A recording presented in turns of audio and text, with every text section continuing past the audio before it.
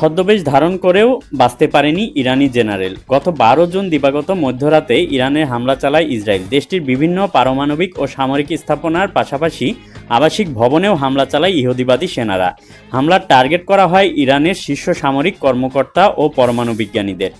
এ সময় ইসরায়েলি হামলায় ইরানের বেশ কিছু শীর্ষ জেনারেল নিহত হন।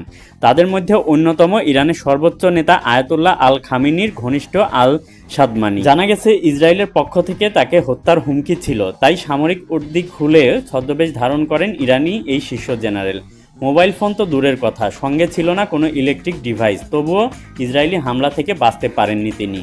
ইরানের খাতাম আল আম্বিয়ার কেন্দ্রীয় সদর দপ্তরের কমান্ডার নিযুক্ত আলী আল সাদমানিকে দায়িত্ব গ্রহণের মাত্র 4 দিনের মধ্যেই হত্যা করা হয়।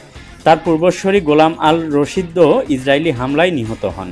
সাদমানিকে হত্যার পর ইরান জুড়ে হোয়াটসঅ্যাপ নিষিদ্ধ করা হয়। দাবি করা হয় হোয়াটসঅ্যাপের ডেটার ফাঁসের মাধ্যমেই সাদমানিকে খুঁজে পায় ইসরায়েল, আর এই চাঞ্চল্যকর তথ্য দেন তার মেয়ে। কয়েকদিন আগে ইনস্টাগ্রামে তিনি লিখেছেন, আমার বাবার অবস্থান প্রতি কয়েক ঘন্টা পরপর পরিবর্তিত হতো। তিনি কোনো স্মার্ট ডিভাইস বা কোনো ফোন বহন করতেন না।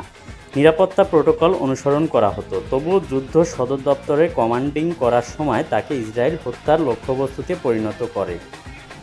সাদমানির মেয়ে আরও লিখেন, তার বাবা হত্যার সময় ইউনিফর্ম পরিহিত ছিলেন না। সাধারণত ধুলোমাখা পোশাক পরে সামরিক প্রতীক ছাড়াই অবস্থান করছিলেন।